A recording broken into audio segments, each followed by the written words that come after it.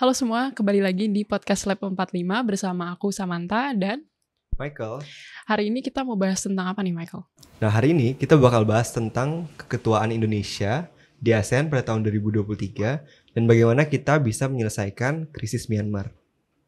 Yang pertama ini ada timeline capaian keketuaan Indonesia di ASEAN. Jadi sebelum kita membahas keketuaan ASEAN yang tahun ini yang sedang berjalan, Indonesia itu sebelumnya sudah pernah menjadi ketua ASEAN, mengemban tugas menjadi ketua ASEAN selama 4 kali, yaitu di tahun 1976, di tahun 1996, di tahun 2003, dan di tahun 2011. Di tahun 1976, Indonesia itu kebetulan berhasil mengadakan KTT ASEAN yang pertama kali. Kemudian di tahun 1996, Indonesia tidak mengadakan KTT ASEAN, tetapi ada pertemuan informal ASEAN yang pertama kali, terus juga berhasil mengadakan pertemuan ASEAN Plus 3 yang pertama kali, dan ASEAN Regional Forum yang ketiga. Selanjutnya, di tahun 2003, Indonesia berhasil mengadakan KTT ASEAN yang ke-9 dan ASEAN Summit yang ke-7. Oke, Sam, tapi kalau misalnya dari sini kira-kira Indonesia pernah mendorong isu HAM nggak ya di forum-forum ini? Nah, udah pernah ternyata teman-teman di tahun 2011. Di tahun 2011 ini Indonesia berhasil membawa topik HAM ke dalam KTT ASEAN ke-18, yaitu dengan mengusung penyusunan ASEAN Declaration of Human Rights. Terus juga yang terkait dengan isu keamanan lainnya, itu seperti mendorong terbentuknya ASEAN Institute for Peace and Reconciliation atau AIPR, dan juga ada pembahasan lebih dalam terkait protokol Southeast Asian Nuclear Weapon Free Zone. Kayak gitu, Michael. Oh, menarik banget ya. Jadi Indonesia ini pernah jadi ketua ASEAN di tahun 76, 96, 2003, 2011 dan juga bakal kembali jadi ketua di tahun ini. Betul. Nah, sebenarnya ketua ASEAN itu juga memiliki tugas teman-teman, misalnya menjadi juru bicara ASEAN dalam hubungan internal maupun eksternal. Nah, eksternal di sini juga dapat berarti adalah pihak-pihak yang ada di luar ASEAN seperti negara-negara tetangga juga ya. Selain itu juga Indonesia menjadi kepala eksekutif dalam memimpin dan memfasilitasi pertemuan-pertemuan resmi yang akan dilakukan ASEAN, serta juga mengajukan inisiatif dan juga program baru untuk kerjasama regional. Dan mungkin di sini kita semua mengharap kalau misalnya Indonesia dapat lebih mendorong ya penyelesaian HAM di Myanmar melalui kewenangan-kewenangannya sebagai ketua ASEAN. Betul.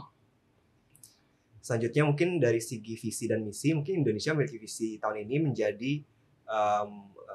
mewujudkan ASEAN yang lebih kuat, inklusif, dan salah satunya juga menyelesaikan salah satu isu HAM dan keamanan regional, yaitu krisis Myanmar. Iya, nama visi yang diusung oleh Indonesia itu adalah Epicentrum of Growth, kayak gitu. Iya, benar. Nah, dalam hal ini mungkin kita bakal bahas sedikit tentang agenda ASEAN tentang politik keamanan dan juga kemitraan pada tahun 2003. Sebelumnya, indikator yang warna merah itu menggambarkan isu yang berhubungan dengan atau forum-forum yang berhubungan dengan politik keamanan. Sedangkan yang berwarna ungu itu berhubungan dengan mitra dan dialog seperti konferensi tingkat tinggi atau KTT ASEAN. Sebelumnya, isu-isu mengenai HAM, khususnya mengenai Myanmar itu selalu digaungkan ya dalam konferensi tingkat tingginya ASEAN atau KTT gitu. Tapi dari segi forum dapat juga disampaikan dalam forum ICHR.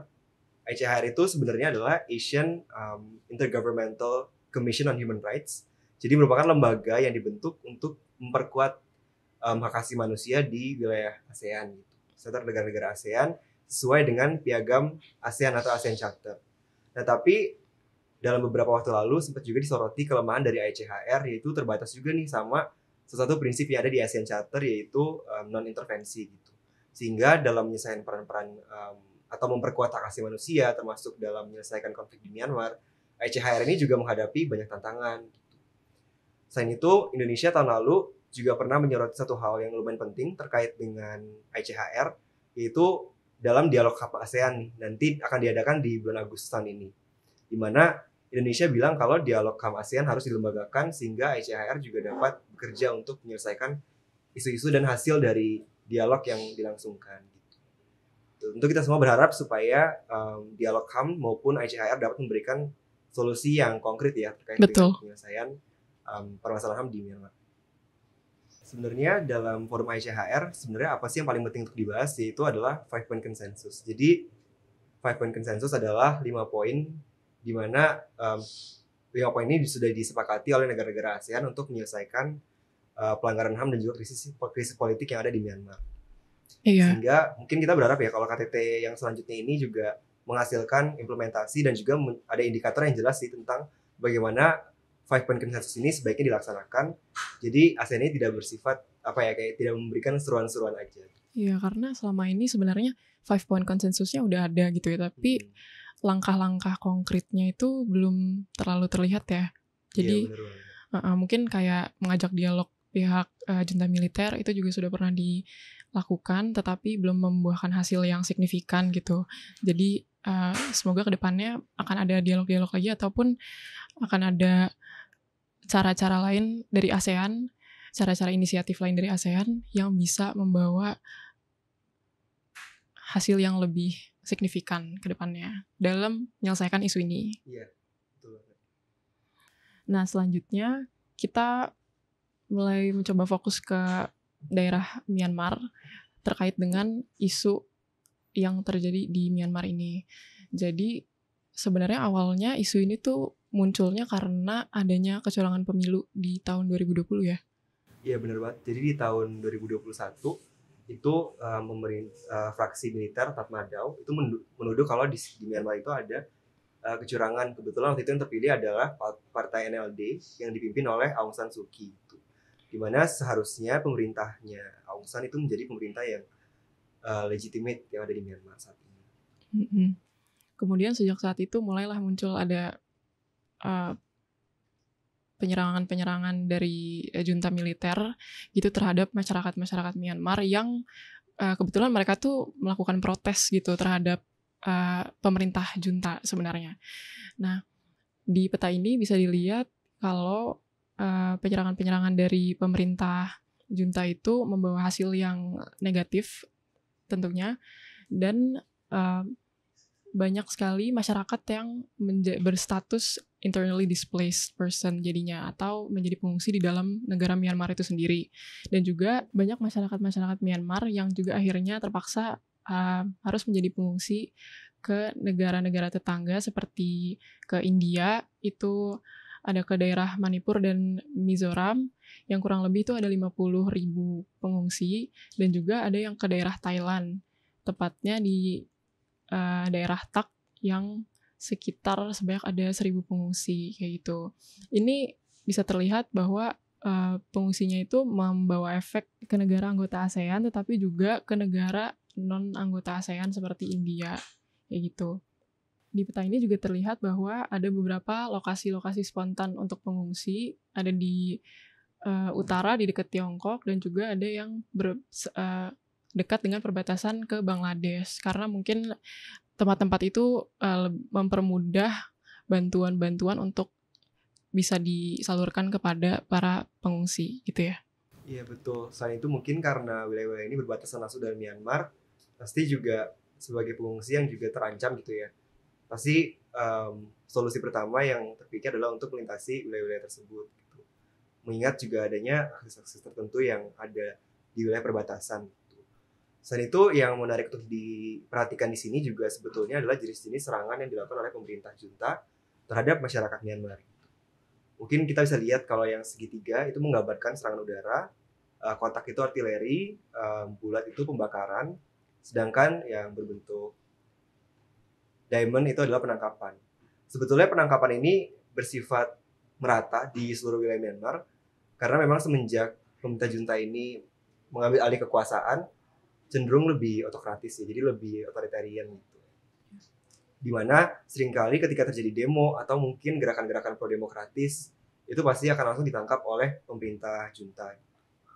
Lalu dari segi pembakaran ini juga sering terjadi di daerah tengah dan juga daerah selatan Myanmar, di mana pembakaran dilakukan terhadap rumah-rumah dan juga perkampungan yang mendukung gerakan-gerakan insurgensi yang ada di Myanmar. Karena selain gerakan pro-demokratis, sebetulnya di Myanmar juga ada banyak kelompok-kelompok bersenjata yang secara aktif melawan pemerintahan junta.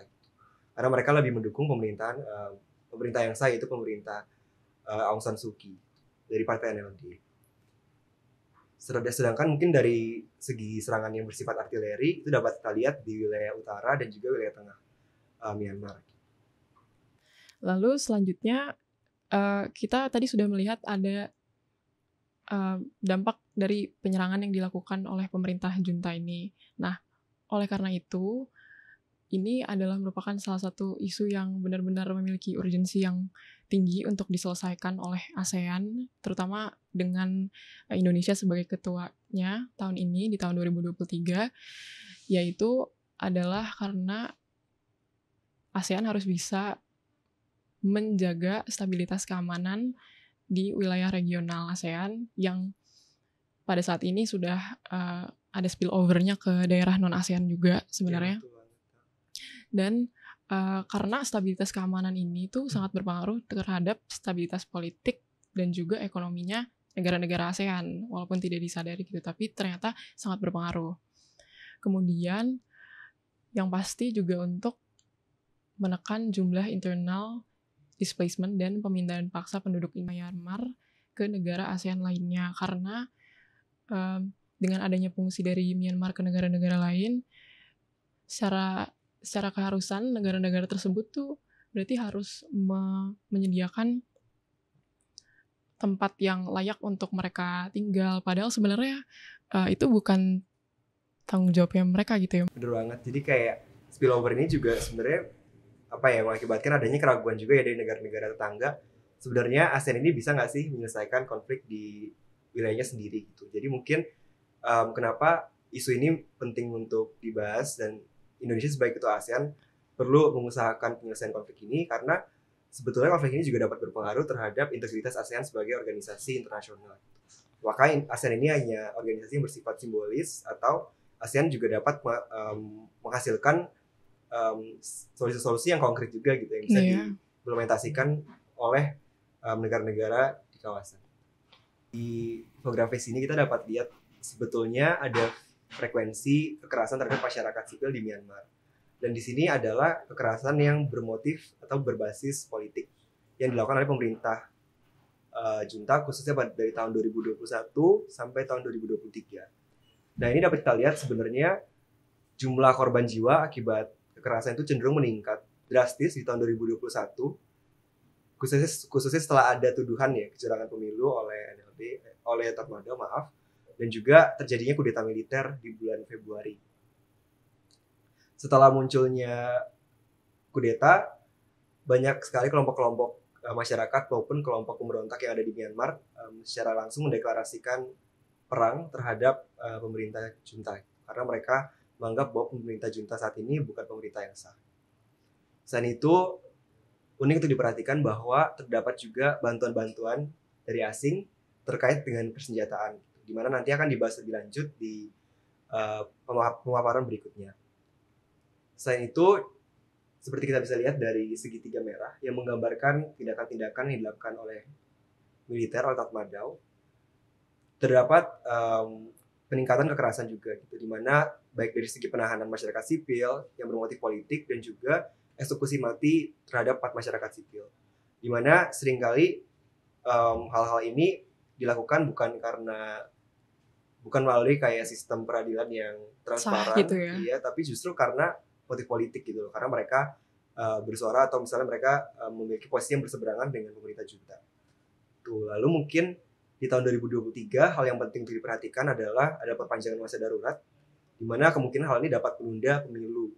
Nah, ini juga sebetulnya dapat kita lihat juga sebagai langkah yang cukup otoritarian ya dari pemerintah junta untuk semakin melanggengkan kekuasaannya. Selanjutnya ini ada grafik jumlah senjata impor ke Myanmar dan juga negara pemasok senjatanya. Ini masih berhubungan dengan yang didiskusikan oleh Michael tadi. Bisa dilihat bahwa di tahun 2018 dan tahun 2022 itu terdapat impor senjata pesawat ke Myanmar yang jumlahnya cukup tinggi ya. Dan ini juga berkaitan dengan tadi ada penyerangan udara yang sempat Michael sebutin juga di tahun 2019, dan kemarin juga baru ada penyerangan udara ya. Iya, benar banget. Dan ASEAN juga akhirnya sudah memberikan statement, tapi lagi-lagi itu baru statement aja dan kita belum lihat aksi selanjutnya dari statement tersebut. Kemudian di sebelah kanan ini ada grafik negara pemasok senjata, dan bisa dilihat bahwa Rusia dan Tiongkok menjadi dua negara dengan yang memasok senjata paling banyak ke Myanmar. Dan kira-kira kenapa ya Rusia dan Tiongkok itu menjadi dua negara yang memasok senjata paling banyak ke Myanmar? Apakah karena national interest mereka yang mungkin ingin menjaga Myanmar agar tidak jatuh ke tangan kelompok barat? Atau kira-kira ada alasan apa lagi ya? Sebenarnya pasti salah satunya karena itu ya. Jadi pasti karena negara-negara barat ini nggak mau kalau Myanmar ini, mungkin negara-negara Tiongkok seperti Tiongkok dan Rusia itu nggak mau kalau misalnya Myanmar ini lebih dekat ke barat. Tapi mungkin alasan lainnya karena sebetulnya Amerika Serikat sendiri telah memberikan sanksi. Burma Sanction. Iya, benar banget. Jadi sebenarnya nggak boleh tuh negara-negara Amerika dan juga sekutunya untuk melakukan pemberian senjata lah ke Myanmar karena memang senjata-senjata ini digunakan untuk melanggar HAM ya, untuk menyerang masyarakat sipil. Iya. Jadi mungkin itu alasannya. Dan sekaligus hal ini juga menjadi kesempatan untuk Rusia dan Tiongkok untuk memberikan senjata dan juga mendekatkan diri mereka kepada pemerintah junta saat ini. Padahal sebenarnya Tiongkok juga sempat memberikan pernyataan bahwa mereka tidak setuju dengan apa yang dilakukan oleh junta militer ya, iya, terhadap masyarakat. Menariknya justru Tiongkok juga dalam pertemuan terakhir dengan Menteri Luar Negeri Indonesia menyatakan bahwa mereka mendukung atau mendorong terlaksananya 5-point consensus. Nah, ini bagian terakhir mengenai optimisme dan pesimisme Indonesia dan ASEAN dalam menyelesaikan konflik di Myanmar. Jadi, gimana nih Sam, kayak optimis atau pesimis nih terhadap kapasitasnya Indonesia sebagai ketua ASEAN untuk menyelesaikan krisis Myanmar? Sebenarnya kalau kemungkinannya dua-duanya bisa ya. Kalau mau optimis, kita bisa melihat dari tiga kuadran yang hijau, kuning, dan warna biru. Kira-kira yang kayak kepemimpinan efektif Indonesia itu kayak gimana, Michael, maksudnya? Nah, sebenarnya kepemimpinan efektif Indonesia itu bagaimana Indonesia ini bisa memberikan inovasi-inovasi dan ide-ide yang lebih konkret dibandingkan yang selama ini sudah ada gitu. Karena misalnya selama ini kan ASEAN kita ada 5-point consensus, tapi kita nggak pernah ada misalnya indikatornya apa nih yang menunjukkan kalau poin-poin ini sudah terlaksana dengan baik gitu. Nah, sebenarnya Indonesia dapat memberikan terobosan-terobosan, memberikan indikator-indikator, lalu misalnya kedua menciptakan kayak permanent office juga terkait dengan utusan khusus gitu, sehingga utusan khusus ini juga bukan sekali datang ke Myanmar terus nggak ada apa-apa, nggak ada transparansi, nggak ada hasilnya, tapi utusan khusus ini dapat terus dilakukan gitu hasil-hasilnya, lalu kemudian kajiannya apa, lalu hasilnya apa dari pertemuan-pertemuan dilakukan. Menurutku itu juga dapat jadi contoh bahwa Indonesia ini efektif sih dalam menjadi pemimpin ASEAN dan dalam hal penyelesaian krisis di Myanmar. Mungkin kepemimpinan yang lain yang dapat dilakukan meskipun agak ekstrim, misalnya kayak kita mendorong adanya pengadilan HAM ya di ASEAN. Misalnya kayak di jurisdiksi atau organisasi multilateral lain kayak Uni Eropa, atau misalnya kayak di daerah Amerika, itu kan di benua Amerika ada kayak misalnya Inter-American Court of Human Rights. Jadi ada pengadilan HAM khusus yang dibentuk untuk mengadili individu yang melanggar HAM di negara-negara Amerika. Di Uni Eropa juga sama, ada European Court of Human Rights. Nah, ini juga dapat menjadi contoh yang meskipun hal ini tentu sangat mungkin agak mustahil ya. Terobosan yang baru banget gitu ya buat ASEAN. Dan juga terobosan cukup ekstrim. Tapi misalnya dengan adanya pengadilan ini, kita juga bisa nih kayak mengadili jenderal-jenderal maupun individu-individu yang bertanggung jawab terhadap pelanggaran HAM yang ada di Myanmar. Kalau maksudnya konflik berlarut itu gimana sih? Kalau konflik berlarut itu maksudnya adalah saat Indonesia maupun ASEAN itu kurang bisa memberikan solusi-solusi yang efektif untuk penyelesaian konflik Myanmar ini. Contohnya adalah misalnya sudah ada nih 5-point consensus, tapi seperti yang tadi Michael bilang, harapannya ke depannya kan akan semoga Indonesia bisa memberikan terobosan-terobosan baru, cara-cara, detail-detail yang lebih konkret lagi untuk aksi-aksi yang akan dilakukan oleh ASEAN. Nah, tapi kalau misalkan hanya ada 5-point consensus saja dan hal-hal yang tadi disebutkan itu tidak ada, maka kemungkinan besar konflik ini akan terus berlanjut karena tidak adanya kejelasan tentang langkah apa yang harus diambil selanjutnya gitu. Kemudian juga adanya prinsip non-interference yang dimiliki oleh ASEAN itu sebenarnya juga bisa membuat konflik ini berlarut begitu saja, karena jika negara-negara anggota ASEAN itu menganggap bahwa